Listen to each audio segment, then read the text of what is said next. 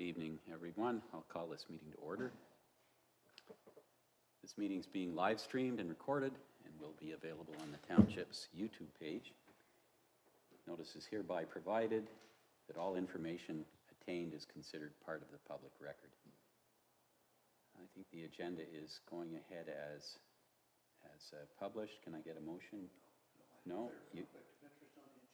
Yeah, I haven't asked for conflicts yet, Doug. I'll just get a motion to adopt the agenda as presented.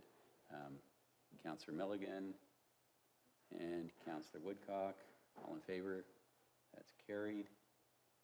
And now, Doug, we have declarations of pecuniary interest and the general nature thereof. I declare conflict of interest on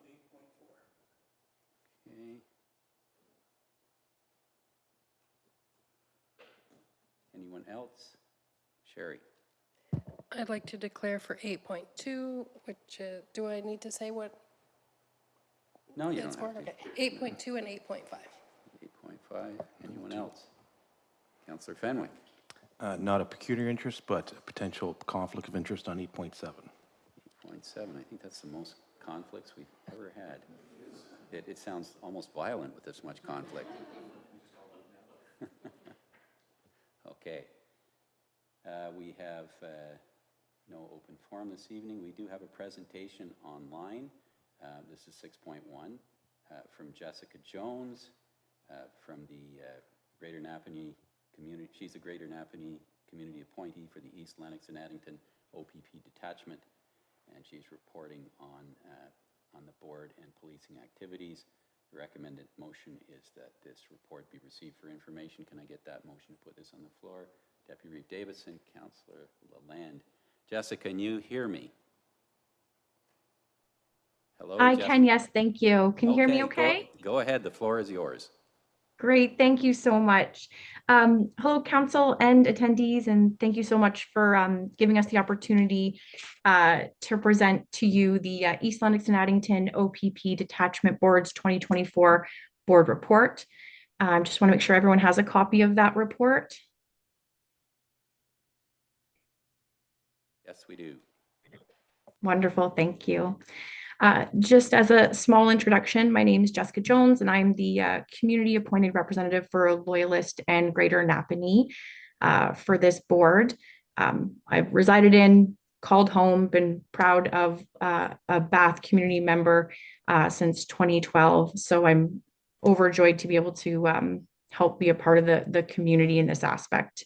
I apologize for my virtual attendance. I have two littles, and somehow the last few weeks of school seem to be the busiest, so I found myself at home today. So I do apologize for that. As a way of background, on April 1st, 2024, the Police Services Act, which you would be more familiar with, was replaced by the new Community Safety and Policing Act. In the midst of a few hundred new sections spearheaded by the Inspectorate of Policing, there was actually an implementation of an OPP detachment board. These boards have been put in place to concentrate on transparency, accountability, and communication between the communities and municipalities and the provincial police service that services our area. So I'm going to go over the report provided in sections as it's laid out in front of you, and just maybe inquire after each section if there are any questions, just so that nothing gets left behind if there's inquiring minds. Does that work okay? Sure, go ahead. Wonderful, thank you. Okay, so we will start on page 2 under the introduction. So I'm just going to kind of read this part verbatim because it is our mandate. The East Lennox and Addington OPP Detachment Board provides guidance and advice to the Ontario Provincial Police Detachment Commander regarding policing services to communities of Addington Highlands Township, the town of Greater Napanee, Loyalist Township, and Stone Mills Township. In the context of that act, the detachment board works collaboratively with the detachment commander just to ensure the strategic priorities and initiatives of the OPP, and just to ensure that they reflect the community safety, transparency, and accountability. The board's guidance is critical in navigating the evolving landscape of policing regulations and fostering positive relationships between the OPP and the community. That reporting requirement comes under Section 68 Sub 1 of the Act, and it outlines the annual reporting requirements, just brought us before you here today, and states that the OPP Detachment Board shall, on or before June 30th in each year, provide an annual report to municipalities and band councils regarding the policing provided by the detachment in their municipalities or First Nation reserves. This report has been prepared to be in compliance with that requirement of the Act. Does anyone have any questions about that mandate or the reporting requirements? Nothing so far. Wonderful.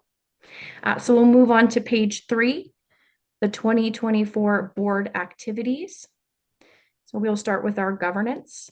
The East Lennox and Addington OPP Detachment Board is to be comprised of 1 elected official from each of the 4 municipalities, 1 to jointly represent the communities of Addington Highlands Township and Stone Mills Township, 1 to jointly represent the communities of the town of Greater Napanee and Loyalist Township, and 1 member to be appointed by the minister through the Public Appointment Secretariat. Just as an update, we don't yet have that person, but understand that it is in the works to have that final member of the board appointed soon. Our current members, so recruitment for the board did start in June of 2024 with the following 6 members being appointed. So the Addington Highlands Council Representative, Reeve Henry Honk, Greater Napanee Council Representative, Councillor Bob Norrie, Loyalist Council Representative, Mayor Jim Hagedorn, Stone Mills Council Representative, Councillor Sherry Milligan, Loyalist and Greater Napanee Community Appointee, myself, Jessica Jones, and of course, the previously mentioned provincial appointee to be determined. Any questions about the governance, the current members, or that process there? No, carry on. Wonderful, thank you. On to page 4, we have our board bylaws and policies. So our board, of course, as you saw on the previous page, did just kind of come into full fruition mid 2024, but we've been very fortunate that we've been able to use that time very well and get some things done. So the following bylaws were established by the board in 2024. We had a bylaw to name the East Lennox and Addington OPP detachment. That was just to differentiate ourselves from other detachments as per the Act. At this time, the board is developing its procedural bylaw, and that's to essentially govern the conduct, duties, and responsibilities of all of our members and the calling of meetings. The following policies were established by the board to date: the abuse, discrimination, harassment, and violence policy, as well as the remuneration policy. In regards to training that our members underwent, so the following training modules were completed by all 6 appointed members and the board secretary treasurer. The training modules were developed by the Ministry of the Solicitor General for the purpose of meeting Section 35 Sub 2 of the Act. Those training modules were police governance, policing in Ontario, roles and responsibilities of OPP detachment boards, board member appointments, training requirements, code of conduct, and conflicts of interest. We held our inaugural meeting on November 14th, 2024, and all those meetings are, all meetings we've had have been recorded, and they are available at the link that you'll find located on that page 4 in front of you if you want to listen back to any of those meetings. The 2025 board meeting schedule, we've had, of course, our first one on January 29th, 2025, our second one on April 24th, 2025, and then following along on that quarterly schedule, we have July 2025 with a date to be determined, and then in October 2025 with a date to be determined. We did agree to rotate the location of the meetings as to be more amenable to everyone's different location, just to keep it nice and fair and allowing everybody to kind of travel to the other areas to see what's there. Is there any questions about board bylaws, policies, training, or meetings? No, carry on, Jessica. Thank you. And on to page 5. We have board support. The board receives staff support from the Loyalist Township Municipal Clerk this time. So we receive assistance from Anne and Jillian both. Can't say enough. I know this is recorded, so I'm just going to have it right on the record. They're both wonderful, and they've been absolutely intricate in ensuring that our board has been as productive as it has. And without them, I'm not sure we would have had that great leap ahead that we did. So we do receive support from them just to ensure that everything gets done the way it's to be done as per the Act. Our board budget, Section 71 of the Act, requires the board to prepare estimates of the total amount that will be required to pay the expenses of the board's operations, other than the remuneration of the board members. The Act requires the board to submit the estimates to every municipality that receives policing from the board, along with a statement of the municipality's share of the costs. Each municipality in the area for which the board has responsibility shall pay to the OPP Detachment Board an equal share of the amount set out in the board's estimates, unless otherwise unanimously agreed upon. On our meeting held on November 14th, 2024, we did approve that 2025 budget, and a copy of it should be attached to this report in as Appendix A. And the approved budget was shared with the municipalities on November 20th, 2024, just to incorporate into the municipal budgets. We've added some resources as well if you're looking to get more information on the new Community Safety and Policing Act. If you'd like to look a little further into our provincial policing agency, the Ontario Provincial Police, you can look into their website, lots of great links and stuff that helps kind of bridge the gap between our municipalities, the new act, so on and so forth, as well as the website for the Inspectorate of Policing, which is a very new kind of governing body, but they definitely hit the ground running with a lot of new recommendations. And you can actually go on their website and see every recommendation that they make. And it's just a wonderful way to keep up to date on how that affects the policing in our area as well. I think that's everything for my portion of the report representing the board. Does anyone have any questions about anything in the past 4 pages? Anyone? No, it's very clear, I guess, Jessica. Wonderful. And I understand Inspector Tubble is probably there in person to present the detachment activities. No, there's no one here. Oh, did you receive a copy of the detachment activities from the OPP? There should be an additional report.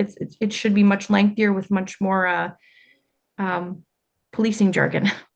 No, there's nothing on the agenda here in our package. Okay. Under 2024 detachment activities, it just says report to be provided once approval of the board detachment annual reports is received. So I guess that'll be forthcoming. Yes, so I did, it wasn't available at the last meeting too, and I did want to acknowledge that was missing.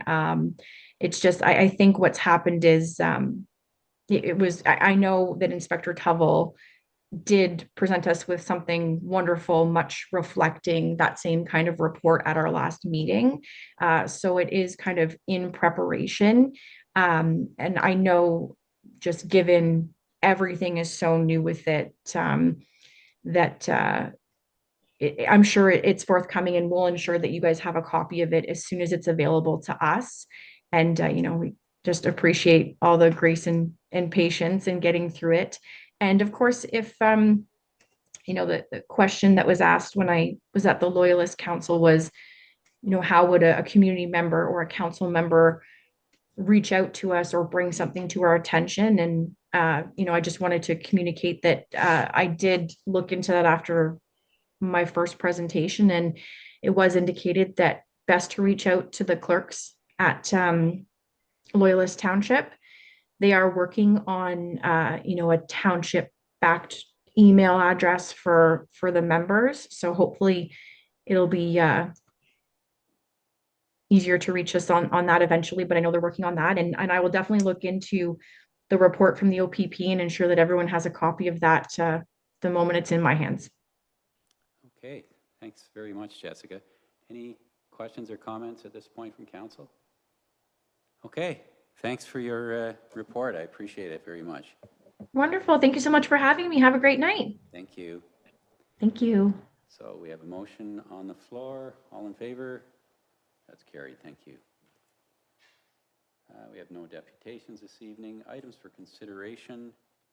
8.1, Stone Mills Charity Events Special Event Permit Application. The recommendation is that council receive the report and authorize staff to issue a letter of approval to Stone Mills Charity Events for their ambush concert, provided that the applicant completes outstanding permit application requirements or that council provide direction. Brandy isn't here this evening, Clerk Teeple, and I should have mentioned also Councillor McDonald's under the weather and cannot attend. So our acting clerk, Jason White, will handle this report. Jason? Sorry, I should have got a motion. But actually, we can only have a motion to receive at this point because it's also asking that council provide direction. So if you want to put that on the floor, Doug, that's fine. Doug makes that motion. Someone second it. Councillor Woodcock, thank you. Go ahead, Jason. Who was the first one? Oh, yeah, Doug, yeah.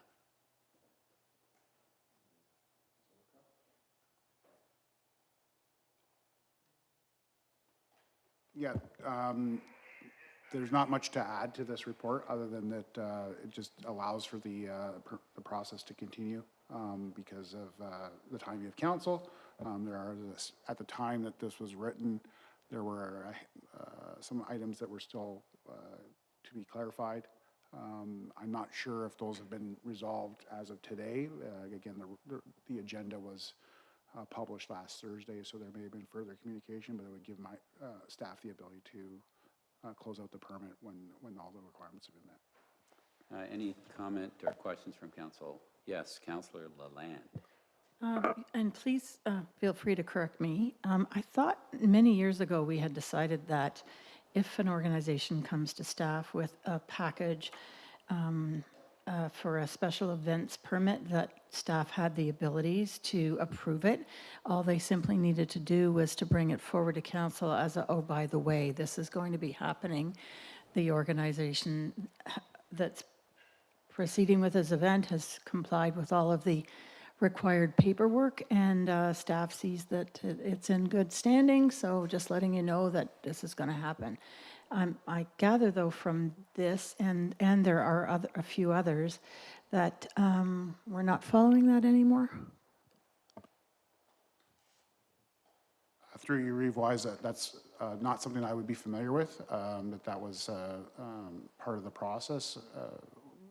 In the next report, there is a bit of an explanation that we are seeing more of these because there are more activities that are hitting this policy since COVID, because the policy was implemented, I believe, just before COVID, and then it wasn't really operationalized because of COVID, and it took some time for new staff and whatnot to get the process up and running as intended when the original policy was implemented. So we're starting to see things that are been on hiatus or new that are touching this policy, and that's why you're starting to see an influx of new applications. But that is something we could take back and confirm that was or was not the intended process. But I don't have that answer right now. Anyone else? Yes, Deputy Reeve Davison. I believe that there was outstanding issues, but they've been resolved to my knowledge today, or I believe they've been resolved. So with that being in mind, and I know Mr. Neisman is anxious because of what he's involved in, I would say that as long as it turns out that everything's in line, we approve the permit. And you second that? Yeah, I Councillor second Woodcock? that. I'm just, I think, yeah, sort of also what Councilor Lalonde is saying, like that staff can make that decision based on the information. Yeah, yeah, it's pretty straightforward. Either you're fulfilling the requirements or you're not, and if you are, I guess it's all set to go. So having got that motion, does anyone have any further comment? All in favor? That's carried. Thank you. Now, the next one is Hollow Square, Hollow Market, I think it's Hollow Square Market, request to deem event as municipally significant. The recommendation is that council receive a report. Oh, I skipped Canada Day Committee. Yes, sorry, for which, Sherry, you have declared a conflict. And the recommended motion for the Tamworth Canada Day Committee request for exemption of special event permit is that the report be received and that council approve the exemption request and that council direct staff to review the special event permit policy. This is further to your comment, Wenda, and bring the report back to council regarding potential future exemptions for the Tamworth Canada Committee and other organizations that host similar yearly events. Can I get that on the floor, please? Just a second. Yeah. Sorry. The original motion that you had for ambush was only to receive. Oh, okay. The second motion And so there was was me and there Chris wasn't Lee. a carried on that, and then there wasn't a mover or seconder on. Oh, okay. Sorry. So you want that in two separate motions? Okay. My understanding was that was all being rolled into one, but that's fine. So in that event, I'll just go back to that. So the council provide direction is what you want. And basically that is to have staff authorize it. Yeah, so that, the carried was that everybody, as I understand it, the carried was that we received that first part for information, so we need a mover and sector for the direction to staff. That was Okay. me and Krista. Okay. Yeah. Do you want to move that then? Okay, Okay. so it's the same two. It's the same too. Yeah, For consistency. So all in favor on that one? This is authorizing staff to issue that permit, providing everything is up to snuff. So now, Canada Day. So I have already read the recommended motion. Can I get this one on the floor, please? Councillor Woodcock and Deputy Reeve Davison. You're our mover and seconder pair this evening. So this is just requesting an exemption from the special event permit, and along with it, the council direct staff to review the special event permit policy. Jason. thank you. Through you, Reeve Wise. It's similar to the previous event. Believe there's, just getting caught up in my notes here.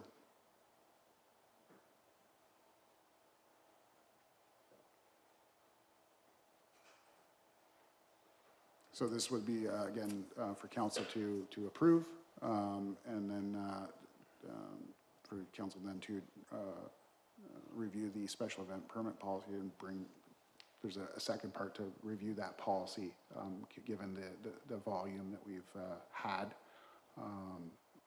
and the possible unintended consequences of new policy and testing that. So, council, any comments? I mean, it's fairly straightforward here. I'm assuming you're willing to grant this exemption. I'm just wondering what your thoughts are. Wendy, you brought it up about having staff handle these things, or should this exemption come to council? Or I'm just wondering what council's thoughts are. Councillor Woodcock.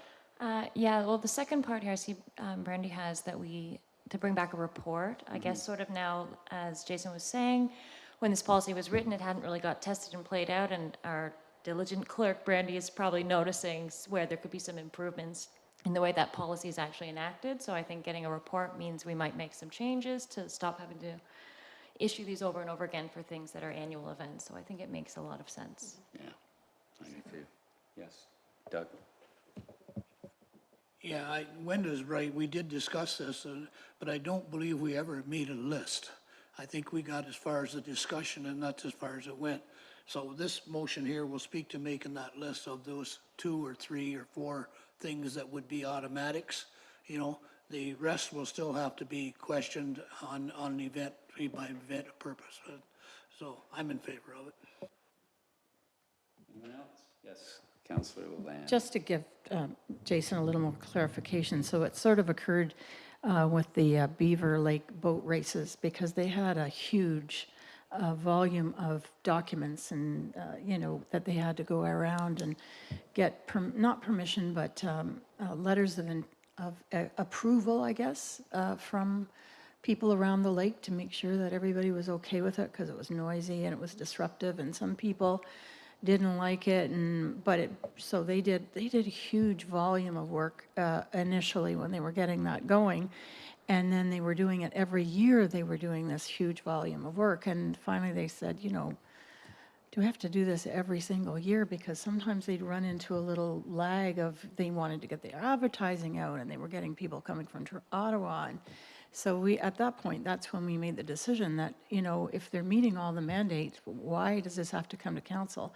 It can just be approved, accepted by staff. If they've got the tick boxes and everything ticks off, then yes. And then staff just tells us that, you know, there is going to be a boat race and this is the weekend.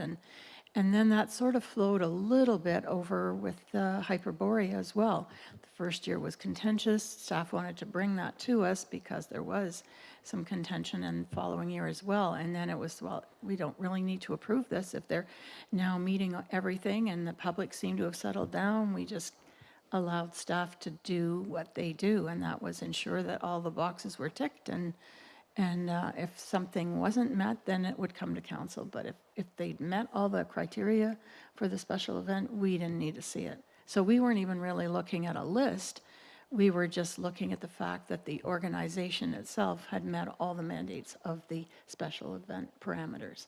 And that was up to staff to determine that. So we didn't need to approve it. We just needed to be aware of it. That's all. So it was sort of a report to receive, not a report to receive and approve. Does that make sense? Yeah, and that would, your comments are noted, but will be probably taken into account with Brandy's Yeah. updated report. Okay. And she'll provide additional context around that. Yeah, so we did this a number of times prior to COVID. That staff just said, this is happening, everything's acceptable. Right. Okay. Anyone else? I also need clarification in that report of what we're really talking about here. When it's talking about renewing a special event permit for things that historically have been approved and gone through the motion, like the boat races. But what we're also dealing with is requests for exemptions from a special event permit. And I'm curious to find out what requirements are now excluded. Health and safety requirements, are they excluded if you don't have to have a special event permit? I just wonder what that looks like, what the difference is. So, yeah, what are we agreeing to waive in that instance? Okay, so I think we've got a motion on the floor, have we? Yes. Yes. Any further discussion? All in favor? That's carried. Thank you. So the Hollow Square Market request to deem an event as municipally significant. This is yet another wrinkle. So the motion would be that council deem that we receive this and deem the Hollow Square Market events as outlined in the request as municipally significant and provide direction to staff regarding Hollow Square Market request for financial assistance. So that would be two separate motions, I would think. Can I get a motion to receive and for the first one there, Councillor Milligan and Councillor Fenwick. And now we can't do two motions without voting on one, can we? Then let's leave the financial assistance one till after we dealt with the first motion. So yet again, Jason, here's a special event report for us to deal with. Through you, Revise, I don't have much to add. This is an event that I believe you have seen before and are familiar with.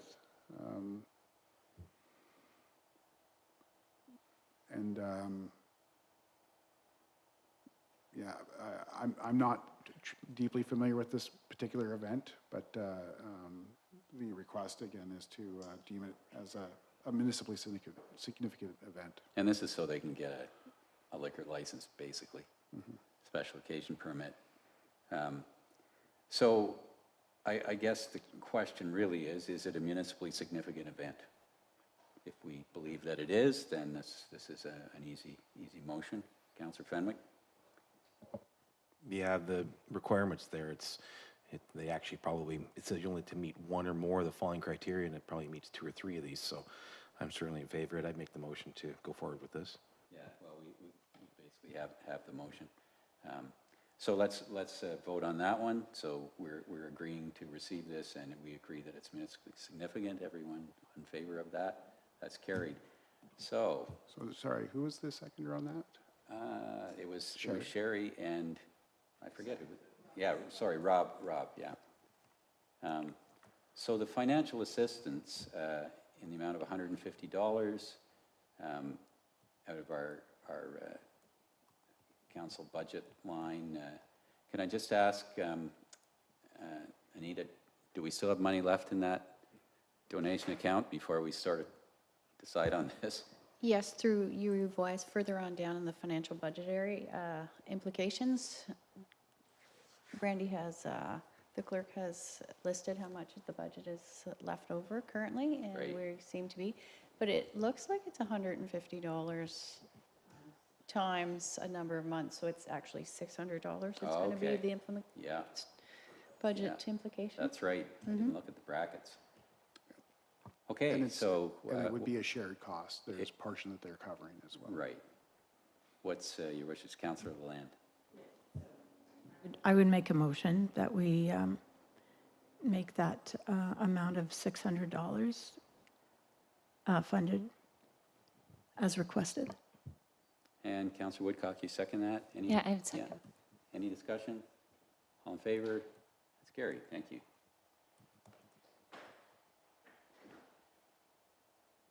Uh, 8.4 is summer contract positions. The motion is that council receives a staff report from Public Works on contract positions for 18 weeks. Receives and approves. And receives and approves, yes, sorry. Manager of Public Works, Thompson, did you wish to add anything to this report? Oh, yeah. Councillor Milligan and Councillor Woodcock. Go ahead, Jeff. Thank you, Revise. Not much to add to the report. One thing to note, staff's confident that it will meet or be under budget of our wages for the year of 2025. It'll help fill the gap with some of the capital construction that we have lined up for the county, and hopefully some extra patrol and picking up roadkill, all that good stuff. Yeah. So have you got candidates in mind already, Jeff, or? Yeah, I've already spoke to 2 of our staff that are still on the payroll. One is for sure, the other one might have their, they've been working the landfill shifts on and off since the winter. So it's just a matter of getting them a letter of offer and carry through their employment. And then you can get moving. Any discussion? Councillor Land. Just for Jeff, Mr. Thompson, I just wanted to say how creative this is. I read it and I thought it was a really, really good use of manpower and recognizing the situation and coming up with a really good plan. So you and whoever else sat together and came up with this, good work. Councillor Fenwick. I'd like to concur with that. It's going to be really helpful when it comes to employee retention. And if you've got someone you already know, it just makes things a lot smoother. So good thinking. Anything further? All in favor? That's carried. Thank you. Thanks, Jeff. 8.5, proposal to install siding at Newburgh Medical Center. Councillor Milligan's declared conflict on this one. The council received this report, approve reallocating the existing budget funds currently earmarked for asbestos removal at the Aaronsville train station in the amount of $30,000 to fund the installation of new siding at the Newburgh Medical Center. Can I get a mover and seconder to put this on the floor, please? Councillor Lalande and Deputy Reeve Davison.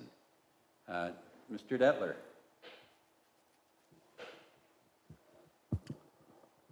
Yes, through Reeve Wise, the siding in the Newburgh Medical Center is looking a little bit tired, and it was staff's recommendation that we kind of switch things up in the approved budget to do this project instead of the asbestos project. Right. Happy to share any questions. Board and batten is the existing siding at the office there. Yeah, it is. That's been there for a long time. Correct, and it would be board and batten going back on. Yeah. Yeah. Any discussion? Yes, Councillor Fenwick. And quick question, Jake, is there going to be, similar to the Enterprise Hall, there would be some insulation added during that period of time, do you believe? Through your Reeve Wise, yes.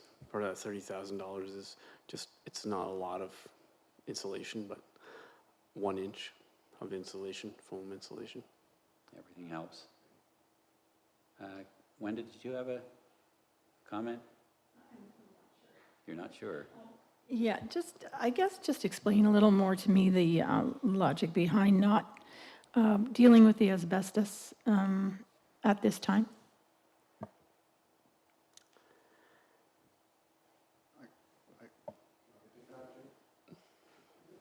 Yeah, so it's, that building's really not being used right now actively. So there was an opportunity this year through the budget process to try to get ahead of some of the maintenance on that building. But because of the opportunity or the challenge we had with the ordering of siding, we are just reallocating in order to be able to use that material. And at a future date, we'll do the asbestos abatement's still going to be on the roadmap. Okay, anything further? All in favor? That's carried, thank you. 8.6, procurement of backup generator at the Recreation Center. The recommendation is that council receive this report and authorize staff to modify the procurement bylaw, section 12 requirement, reducing the request for proposal advertising period from 40 days to 21 days for this specific project. Deputy Chief Richmond is not here. Jake, go ahead. Yes, through your Reeve Wise. Oh, sorry, still need a mover and seconder for this one. I'm really hopeless tonight. Deputy Reeve Davison and Councillor Fenwick, it's the heat. Go ahead, Jake. Yes, through your Reeve Wise. 40 days is a long time to wait. We were hoping to get this backup generator installed, during the month of August. And if you have to wait that 40 days, it's definitely pushing it to try to get that finished by the end of August and when the arena's back up and going. There's going to be significant downtime in the electricity of doing, potentially a panel replacement, potentially, you're going to have to add an automatic transfer switch, and there's a lot of wiring, and ideally the building is not functioning. I mean, it can be, with the ice pad in, and I apologize on part of staff for not getting this out in like April, and then we could have potentially followed the 40 days, but 40 days in my mind is a long time. I think a 3-week period is what we're trying to get to. Still provides a lot of time for local companies to submit a proposal. Thanks, Jake. Any comment or questions? So this would basically be an electrician's job, or is this something more specialized than that, Jake? Through your Reeve Wise, yeah, there's a lot of local electricians that wouldn't mind getting a contract to do this. Yeah. Okay, very good. Okay, all in favor? That's carried. Thank you. Thanks, Jake. 8.7, 7 is Enterprise Hall cleaning contract. The recommendation is that council maintains the current cleaning services agreement as awarded through the competitive procurement process and directs staff to manage any service level concerns at the hall through regular contract administration and performance management protocols. Councillor Fenwick has declared a conflict on this one. Can I get this on the floor, please? Councillor Milligan and, hello, I need a seconder. Hello out there, Councillor Leland. Thank you. So Jason, you were dealing with this in terms of talking to the existing contractor. Did you wish to add anything or comment on your report? No, I would be happy to answer any questions the council may have on those discussions, but I did reach out to the contractor just to test, and as requested by council, to see their willingness. Initially, the feedback was they would ideally like to honor the terms of the contract that was awarded, but also understood if there was some direction at council level to make some changes that They talked about it. have to navigate that. Yeah. Any discussion or comment? None? Did you want to address this? Yes, go ahead, Deputy Reeve Davison. Well, I guess that I'm the one that started this a month ago, and I haven't changed my mind. I believe that the hall is better served with the previous contractor that was doing the job. That's just my personal opinion, and I haven't seen any reason to change that. It's not a knock against the new contractor. I think the new contractor is going to do an acceptable cleaning job they have in the other places. I just think it's better to have a local person with the ownership that's been there. So, I mean, I'm not in favor of this motion. Okay, anyone else? Yes, Councillor Milligan. I just need to say I've really, struggled with this, because obviously when there's emotions involved, it's really hard. And of course, I thank the people that have done it in the past, the people that have been paid and the volunteers. But I try to remember what our position is here. It's a business, and I try to keep my emotions out of it. We asked staff to put out an RFP for cleaning for all of our buildings. They did that. It's exactly what we asked. They hired someone, and now there's a contract. And I think to go back on that, it just looks like we're floundering and not supporting our staff when they did exactly what we asked them to do. Thank you. Anyone else wish to weigh in on this? Councillor Leland. So I was the one who seconded Doug's motion to explore this a little further.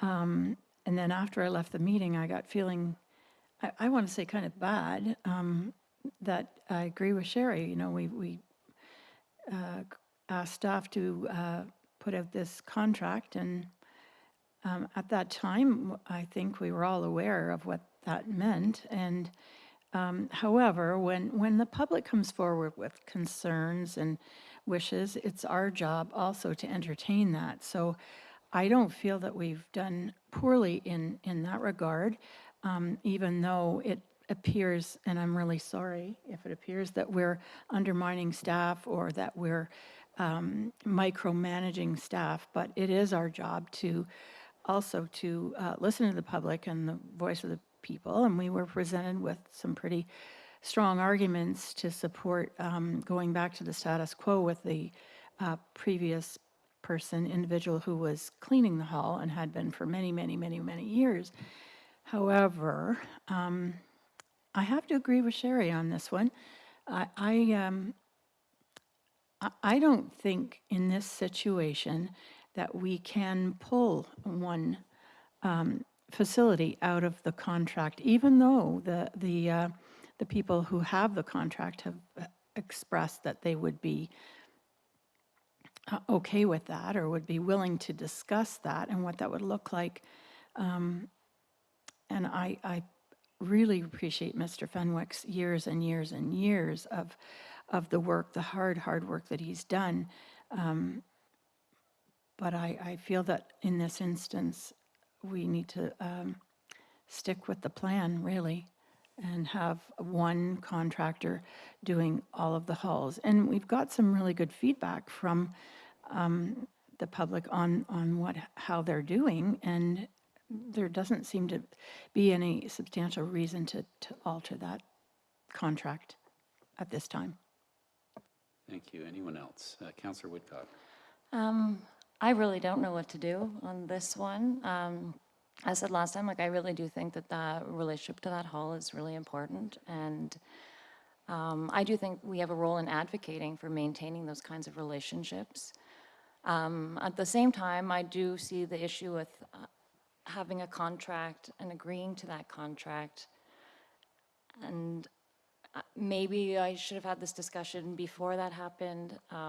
So I really don't know how I feel here. I would like some, in my mind, what I would like is if there was some sort of, almost a hybrid in which we could still maintain this sort of formal relationship at that building and then also have the cleaning company. Like, I don't know if there's a way that we can maintain that relationship and still honor this contract, but I don't know what I'm supposed to do in this situation, to be frank and honest.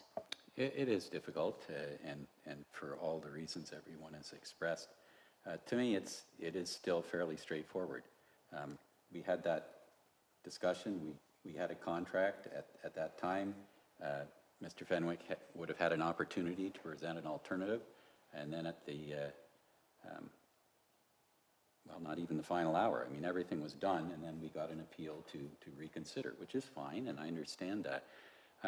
It seems to me, though, there is nothing to prevent some sort of volunteer group to add additional services, if you will, or volunteer services in conjunction with Jake, if that is their desire to still be invested in the hall, to have that sense of community ownership.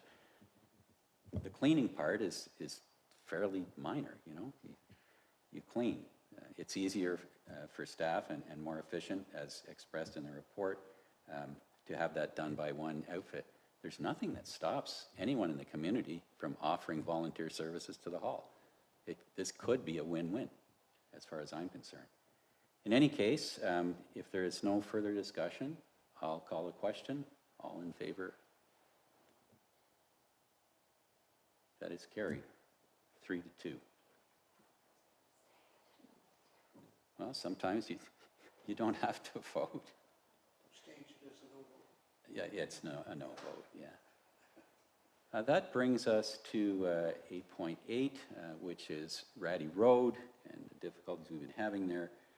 The recommendation is that that council receive the staff report entitled Ratty Road, and that council direct staff to proceed with options 1, 2, or 3 as outlined in the report. And because we have to have a decision, I'm not going to ask for a motion ahead of this one, but I will ask Mr. Thompson to elaborate a bit on his report,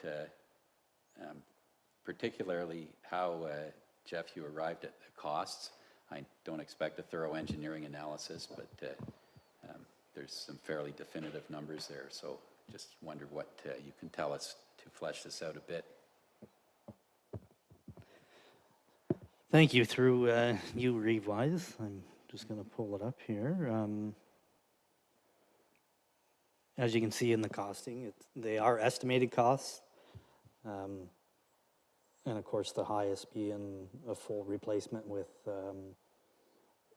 engineering, design flows. I think the flows have changed since, or adjusted. Something's changed. There's just more flow and more, it comes quicker than in the past. And the last time it flooded, I believe, was 2018. So it is going to happen again. So we want to make sure if we're going to put the dollars into it, that we're not going back and having to repair, it every 3 to 4 years. And that's the one option, is putting things back the way they were. It still requires permits, but not as extensive of a permit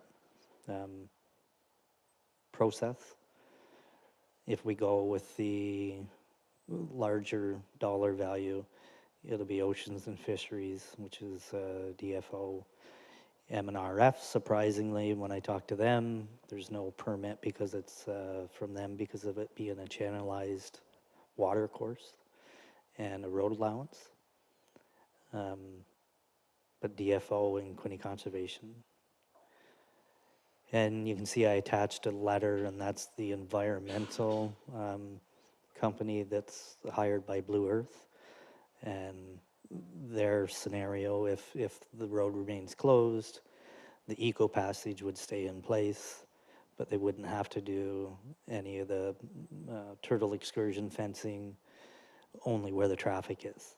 And that would satisfy M&RF on their end. So there's some costs not only on the municipality, but cost associated with Blue Earth to maintain the eco passage and the turtle barriers. So one thing to note, I did before this report came to council or was on the agenda, I had a good conversation with Mr. Storings that did the delegation. Probably 45 minutes in my office. We went through the report with the options.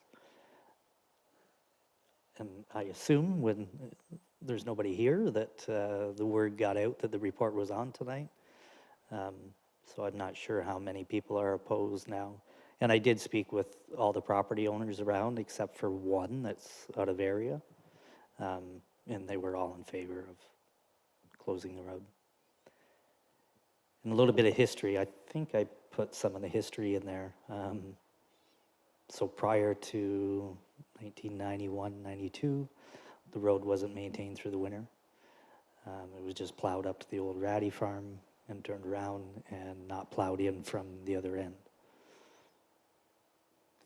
Yeah. Thanks, Jeff. Any discussion, comments? Councillor Fenwick and then Deputy Davison. Go ahead, Rob. Thanks for all the information. I know it's a tough one, but in reality, based on some of our previous meetings, talking about the millions of dollars in bridges, culverts that we have to deal with in the future, I'm really not looking forward to next year's budgets. And so therefore, the preferred option, optimal cost benefit, appeals to me. So just thinking about next year in the future and the ratepayers of the township, I think it's not hard to tell that that's our best bet, in my opinion. Doug? Yeah, Jeff, just bring me up to speed a little bit. I know it was a seasonally maintained road prior to 91, but you just mentioned it wasn't passable in the winter. I didn't believe it was passable in the spring either. Was it passable in the spring and summer? Through you, Rewise, apparently it was. It was maintained, they would grade it in the summertime, but it was never plowed Water flow all was the way low enough. through. Yeah. Okay. So there has been a real change in water flow then if it was passable with just small culverts in it before, and now it's had, what, 5-foot diameter culverts? And everything Yeah, like in 2000, I think I put it in the report, 2005 is when we installed the culverts. I can't remember, I did it. I can't remember what size we took out, but we have added volume with the eco crossing. It's a 1.2 meter arched, and it was running at full capacity as well. And prior to that washout, we were washing it for 2 or 3 days. So all culverts were open. There was no blockage. I have photos. I think a couple of the photos show that. Anyone else? Yes, Councillor Land. Just two things. One, what is a water shuttle accreditation? It was listed in your report. It says closing Ratty Road would not affect fire services or water shuttle accreditation. Go ahead, Sure. Jeff. Through you, Rewise. So that was mentioned in the delegation. The people that were here for the delegation were worried about the water shuttle accreditation. So we, since 2010, I think this will be our 4th, so it's due this year. Every 5 years, you have to recertify. You have to draw so many or flow so many liters per minute, and you have to be within 5 kilometers of a fire hall or 8 kilometers from a water source, an approved water source. So we go through that every 5 years And to get that accreditation, and residents can tell their insurance company that they have water shuttle accreditation, and they can get a discounted rate on their insurance. okay. And the second thing is, are you at liberty to share the conversation that you had with Mr. Story? Yeah, it was positive. It was good. Yeah, it was good. Anyone else? So I don't think this is that tough a decision, really. When you look at basically $500,000 of capital investment on a little traveled road that's more a convenience than a necessity. When you've got a species at risk concern along with it, for every reason that makes sense, option 3 seems to be the best one, especially when you consider some of the other decisions we're going to have to make. Teskey Road comes to mind. That bridge is decrepit, and it will inconvenience people to the tune of about a minute to go around either one way or the other. It's just a preemptive strike. I'm hoping that we're going to close that as well. So, anything further on this one? So, I need a motion to receive, and I'm assuming, based on the discussion, to direct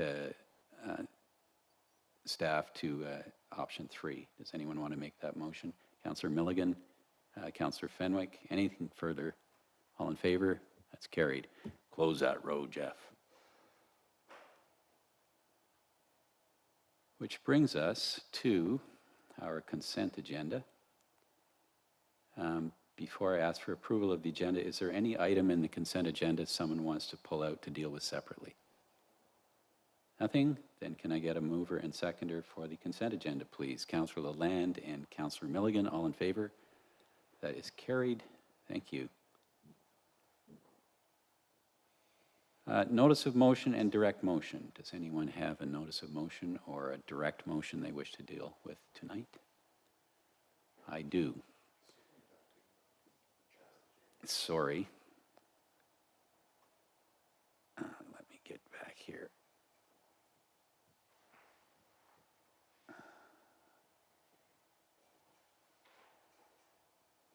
Sorry, what did you need, Jason? So you'll need to give up the chair. That's right. Yes. Doug, can you assume the chair, please, while I make this notice of motion? Yeah, I can't know what you're doing, but go ahead. It doesn't matter what I'm doing. You have to take the chair. And then if you judge what I'm doing is out of order, you can censor me.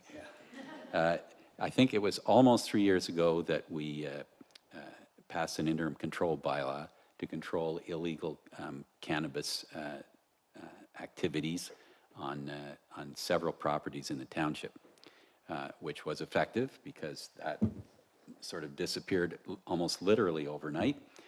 In the meantime, we've had a considerable amount of public pressure, although none lately, on our issue of prime ag land and development on lands that are possibly prime ag. We've taken the initiative to request the county to start a LEAR study, a land evaluation study for agricultural purposes. I can never remember exactly what that acronym says. So that is underway. A committee has been struck. A company has been hired. However, that will take time. I can't envision any concrete results from that, i.e. the study published, made available for public discussion, then lands designated as prime ag, then our zoning bylaw being amended along with our official plan, et cetera, et cetera. I think we're looking at least 2 years, if not 2.5. In the meantime, we are now allowed to have interim control bylaws again The question is, can an interim control bylaw be applied to this situation?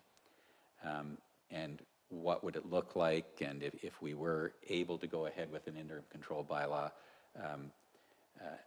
how would we word it? It would be very difficult to decide without that Lear study which lands would be affected. In other words, to freeze development on agricultural land. I've come to understand possibly that interim control bylaws cannot be used to affect land division, that's outside the scope in legislation of an interim control bylaw.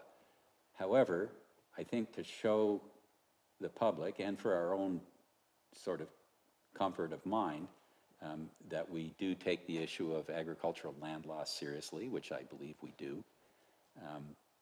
I will be making a motion at the next meeting that we get a staff report on the feasibility of introducing an interim control bylaw to deal with concerns about loss of agricultural land to development in the township.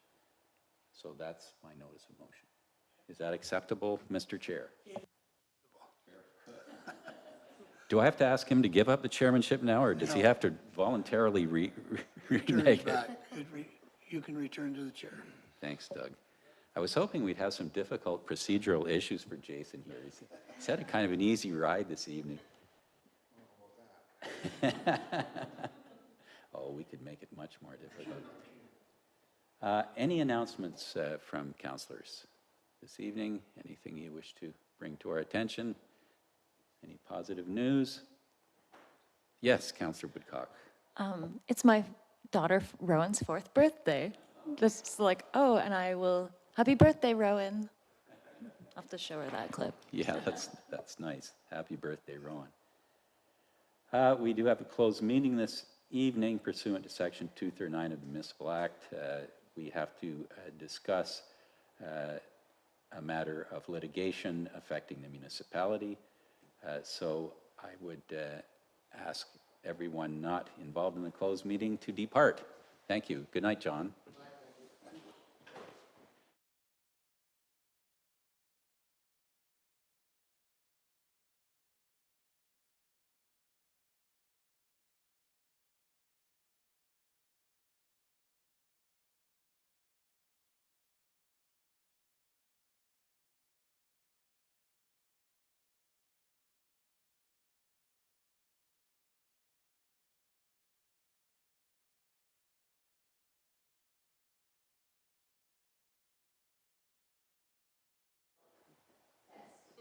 Okay, I should have got a motion to go into closed session. Can I get that motion? Councillor Milligan, Councillor Fenwick, all in favor?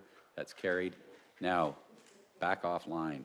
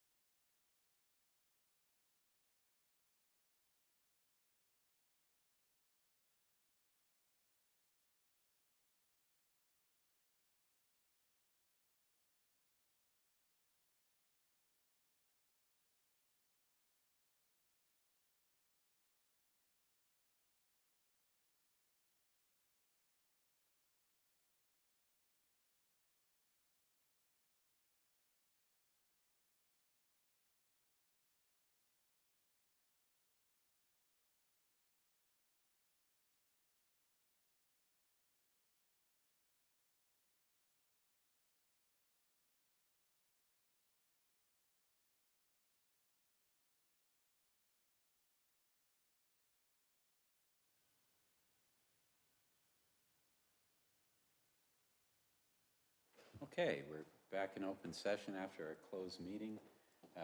Council received some information about a legal matter. There is no decision been made, so there is nothing further to report. And with that, I will get a motion for confirmation bylaw from Councillor Woodcock and Councillor Milligan. All in favor? That's carried. And a motion to adjourn from Councillor Land and Councillor Fenwick. All in favor? That's carried. Thank you.